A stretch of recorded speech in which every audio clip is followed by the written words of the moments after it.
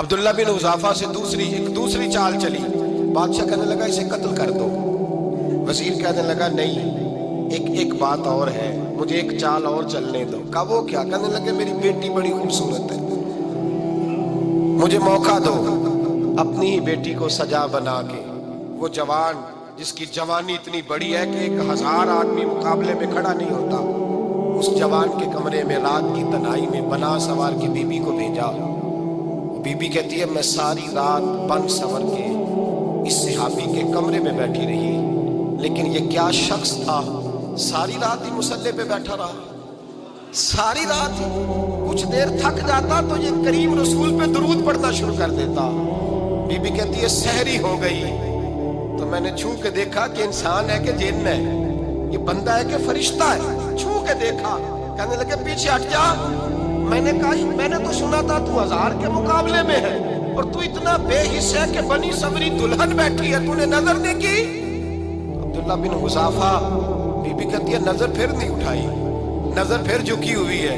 کہنے لگے be be میں مجبور ہوں، اب میرے اوپر کوئی حسن نہیں چلتا، میں نے جلوائے والضحیٰ کا دیدار کیا ہوا ہے، اب میری نگاہوں میں جچتا نہیں کوئی، اس لیے کہ جیسے میرے سرکار ہے ایسا نہیں کوئی. کبھی بھی اب نہیں کسی کا میرے اوپر جادو چلتا. میں نے مصطفیٰ کو اور کہا ذرا پیچھے ہٹ کے بیٹھ، مجھے میرے رسول نے غیر محرم سے بچنے کا حکم دیا ہے، ذرا پیچھے ہٹ کے بیٹھ. سحری کا وقت تھا. وہ بی بی کہتی ہے اس نوجوان کے جملے میرا سینہ چیر گئے، کلیجہ پھٹ گیا، چیخ نکلی، میں کفر کے عالم میں روئی. میں نے کہا مجھے بتا تو صحیح، آخر یہ جذبہ کہاں سے ملتا ہے، آخر یہ روشنی تو میں نے دیکھی نہیں، کہاں سے آتی ہے؟ ایک میرا باپ ہے جو بنا سور کے مجھے تیرے کمرے میں چھوڑ گیا، بتلا یہ کہاں سے کیف آتے ہیں؟ عبداللہ بن حذافہ کہنے لگے اگر کیف لینا ہے تو تو بھی میرے مصطفیٰ کا کلمہ پڑھ جا، آجا دروازہ رسول پہ جھک جا، مل جائے گا. سویرے دروازے پہ باپ آیا بیٹی سے رزلٹ لینے، دروازہ کھولا تو بیٹی نقاب پہنے باہر آئی. باپ کہنے لگا کیا بنا؟ کہنے لگی پیچھے ہٹ جا، تو غیر محرم ہے، کافر ہے، میں مسلمان ہوں. اس نے کہا کیا ہوا؟ کہنے لگی تیرے جیسے کو باپ کہوں، تیرے جیسے کو جو مجھے استعمال کر رہا تھا. میں تجھے باپ نہیں مانتی، میں اب رسول والی ہو گئی، میں حضرت فاطمہ کی کنیزہ ہو گئی، میں اب نبی کریم کی خادمہ ہوں، خبردار میرے قریب نہ آنا. یہ داؤ بھی ناکام ہوا. اب حضرت عبداللہ بن حذافہ کے سامنے موت کھڑی کی، ایک کڑا میں تیل گرم کیا، کہنے لگے تجھے اس میں جلایا جائے گا. حضرت عبداللہ بن حذافہ رضی اللہ تعالیٰ عنہ جب جلنے کے قریب ہوئے تو رونے لگے. روم کا بادشاہ کہنے لگا شاید ڈر گیا ہے.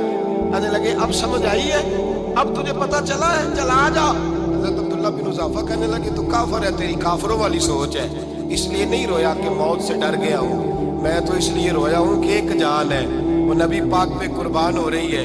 کاش رب مجھے 1000 جان دیتا، میں ساری مصطفیٰ پہ قربان کر دیتا.